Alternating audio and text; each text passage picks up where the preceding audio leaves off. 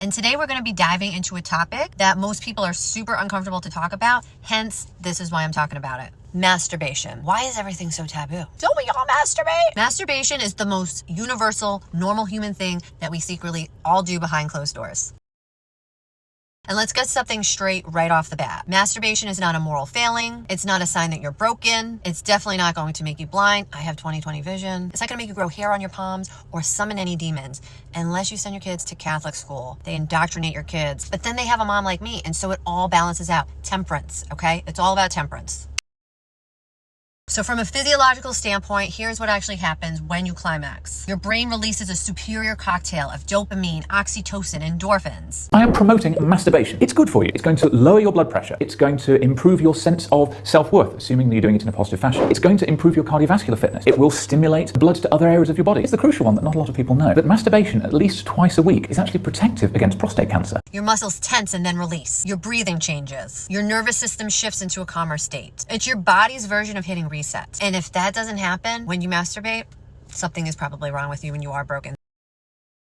Orgasm reduces stress hormones, supports better sleep, lowers pain, increases immune function, and improves pelvic floor health, which if you've had children, I know we need as much help as we can get. So there are entire medical journals dedicated to the benefits. Your body is not confused. It knows exactly what it's doing. Now let's move into the spiritual lane, because this is where it gets a little controversial and way more interesting to me. And it's all about me. So some spiritual paths believe that your sexual energy is your life force, sometimes called chi, prana, or kundalini. Both sexual and spiritual energy originate from the same life force known as prana, chi, or kundalini. Sexual energy is a lower expression of the life force. Spiritual energy is a higher expression of the same force. One grounds you in your body, the other elevates you beyond it. In those traditions, masturbation is seen as releasing the energy instead of channeling it upward in creativity, intuition, or spiritual growth. Your sexual energy isn't just for sex, it's the fire that fuels your life. It is a creative force for all the things good in your life. Sexual energy isn't just for intercourse, it fuels vision, creativity, vitality, vibrancy. When suppressed, it turns into confusion, frustration, shame, guilt, pain, low self-worth. When misused, it becomes addiction, manipulation, or conquest. When honored, it becomes sacred fire, a pathway to the divine, to the deeper parts of you. This is where you experience yourself in greater wholeness. This is where the perceived fracture and perceived brokenness that you experience begins to dissipate and you see a more whole view of yourself. Is that true? It depends on what lens you're kind of looking through. Physiologically, your body replenishes sexual energy and it's not depleting your soul. I don't think that I'm soulless. Some people genuinely feel more focused, more driven, or more connected when they practice abstinence. And that's not wrong. It's just a different relationship that they have with their body.